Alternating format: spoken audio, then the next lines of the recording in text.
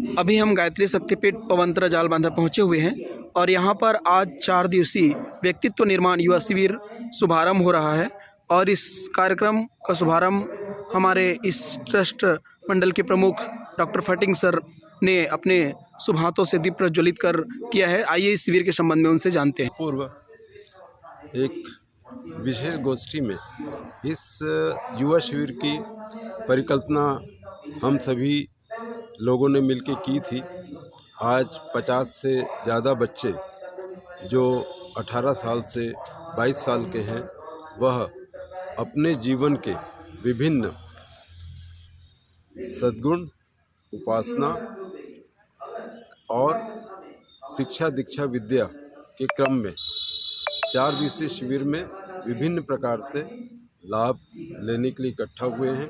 उन बच्चों का विशेष आभार, उनके माता पिता जिन्होंने अपने बच्चे यहाँ पे 4 दिवस के लिए भेजे हैं, उनका भी बारंबार धन्यवाद। और जिन कार्यकर्ताओं ने इस पूरे कार्यक्रम की कल्पना और प्रत्यक्ष परोक्ष भूमिका इस कार्यक्रम को सफल बनाने के लिए बनाई हैं, उनके लिए धन्यवाद। यह पूर्ण शिविर निःशुल्क है। यहाँ पे रहने का, भोजन का और सारी व्यवस्थाओं का कोई खर्च नहीं लिया गया है। और आप सभी लोग जिन्होंने यहाँ सहयोग किया है, उनका बारंबार धन्यवाद, साधुवाद, आभार और दिव्य देव सत्ताओं की कृतज्ञता। मैम, इस शिविर को सफल बनाने के लिए आप लोगों ने किस प्रकार से काम किया और आगे इस शिविर की सफलता के लिए आप क्या कहना चाहेंगे?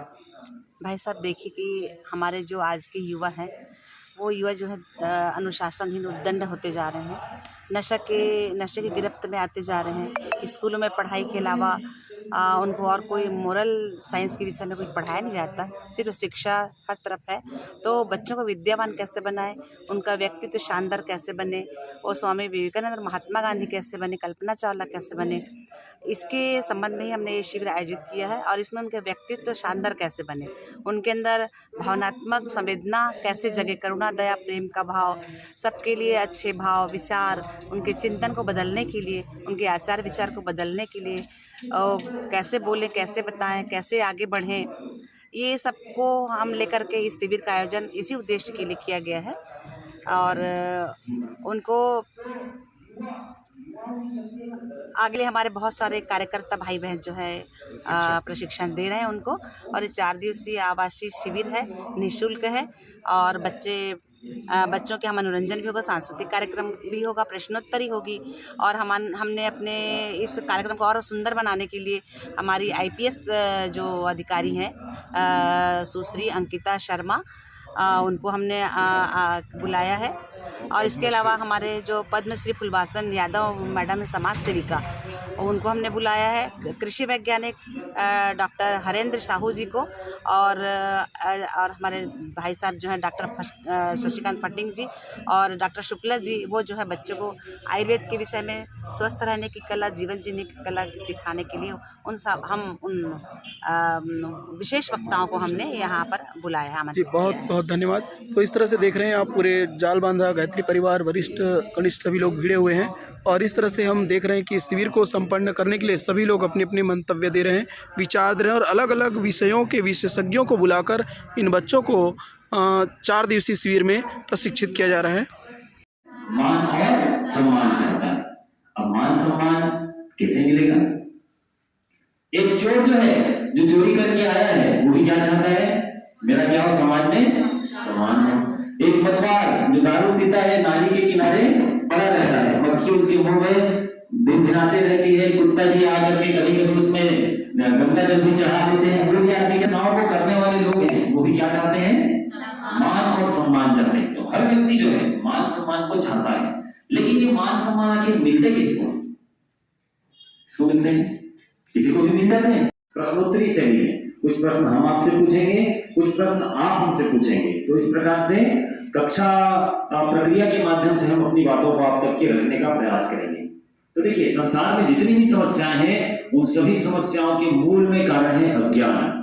ठीक है, हमारा स्वास्थ्य अगर खराब होता है, उसके भी अब हम 60 साल के हो गए तो हम गिर जाएंगे, तुम लोग नहीं गिरोगे। बस किसी से बिना टच किए घूमो, हाँ घूमो घूमो। मिले सुर मेरा तुम्हारा,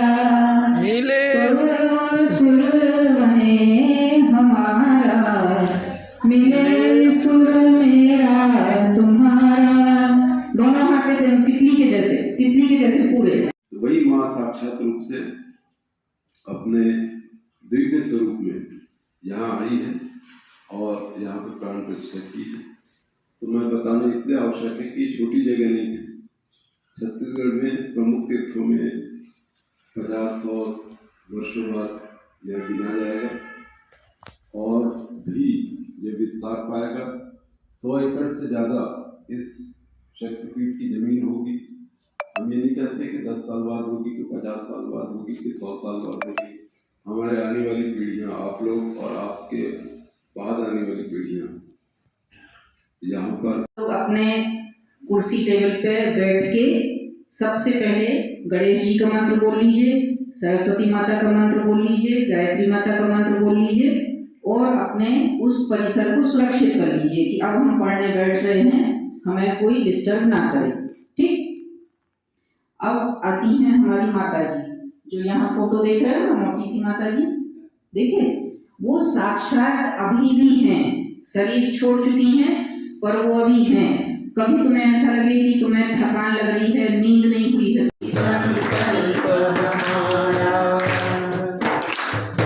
विचार क्रांति अभियान इसी को कहते युग निर्माण। यही संकल्प हमारा, यही संकल्प हमारा। विचार क्रांति अभियान इसी को कहते युग निर्माण। यही संकल्प हमारा, यही संकल्प।